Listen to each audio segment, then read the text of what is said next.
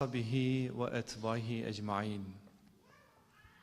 Alemlerin Rabbi olan Allah'a hamdolsun. Şu hicri günün ilk günlerinde beni bu çağın muhacirleri sayılan siz güzel kardeşlerle buluşturan Allah'a hamdolsun. Alemlere rahmet olarak gönderilen iki cihan serveri Efendimiz'e salat ve selam olsun. Onun mübarek ellerinde yetişen Kur'an nasıl yaşanır, İslam nasıl temsil edilir, bunu güzel bir biçimde bize gösteren, öğreten bütün ashab-ı kiram efendilerimize selam olsun.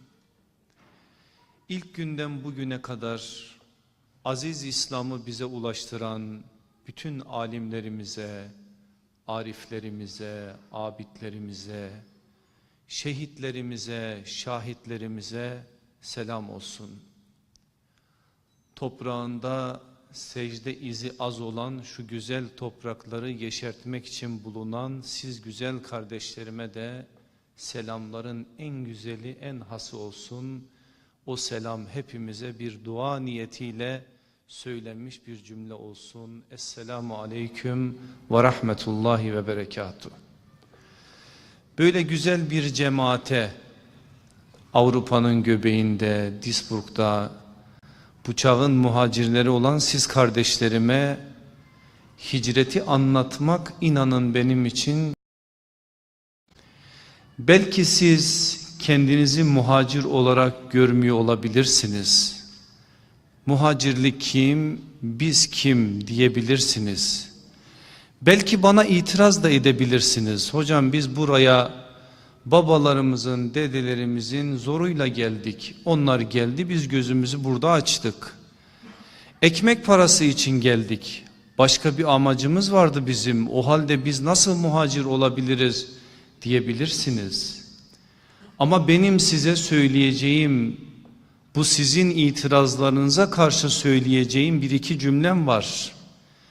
Evet, belki babalarınız, dedeleriniz buraya onun için geldiler. Hep onların bavulları gözlerinin önündeydi. Ha bugün döneceğiz dediler, ha yarın döneceğiz dediler. Bugün bana refakat eden Murat kardeşe sordum, sen kaç yıldır buradasın? Ben burada doğdum dedi hocam. 41 yaşında, 45 yaşında, 50 yaşında olan insanlar var burada biliyorum. Peki niye dönemediniz? Sizi buraya bağlayan bir şey mi vardı? Dönüp gelseydiniz memleketinize, köylerinize. Siz bu arzuyu hep yaşadınız içinizde. Ama Allah'ın muradı sizin için başkaydı.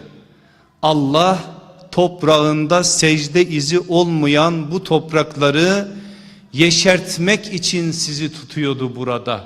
Çünkü her toprağın hakkı secdeyle ödenir.